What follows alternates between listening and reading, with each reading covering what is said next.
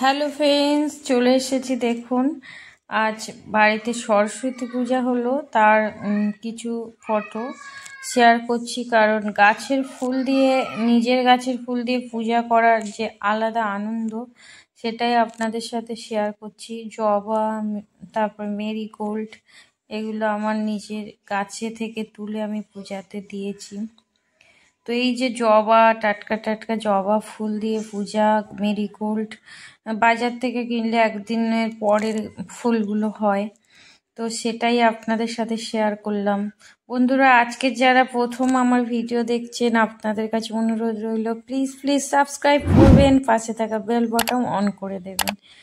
আমার video notification সবার প্রথম আপনাদের ফোনে পৌঁছে যাবে।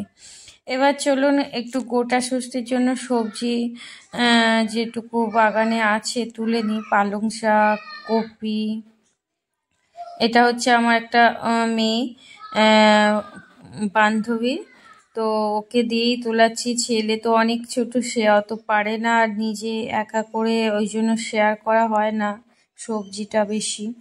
তো এখন ওরা তুলছে, সেটাই আপনাদের সাথে শেয়ার করছি।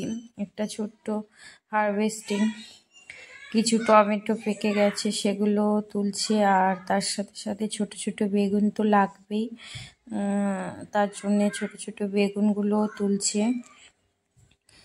আর বন্ধুরা, এইভাবে একটু একটু করে প্রচেষ্টায় আমরা যদি আমাদের নিত্য প্রয়োজনের কিছু সবজি পাই, আর সেটা যদি হয় একদমই জৈবভাবে, তাহলে তো তার কথাই থাকে না।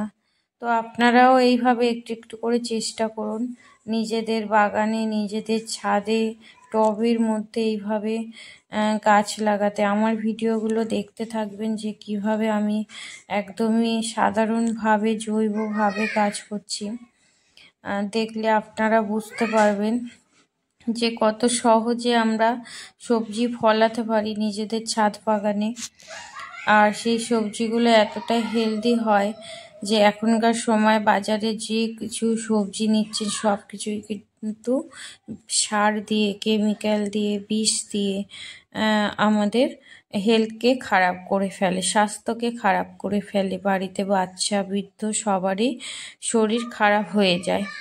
এটা পুচকেটা দেখছেন, এই আমার ছেলে এত পারে না, গাছ টেনে ছিঁড়ে ফেলে, তার জন্য অতটা ভেজি হারভেস্টিংয়ের পিকচার দেওয়া হয় না। আর এই যে দেখুন, ছোট্ট সরস্বতী পূজার জন্য শাড়ি টাড়ি পরে রেডি। ছেলে পাঞ্জাবি পরেছিল, খুলে ফেলেছে। তো আজকের মতো এইটুকু। প্লিজ সবাই ভালো থাকবেন, নমস্কার।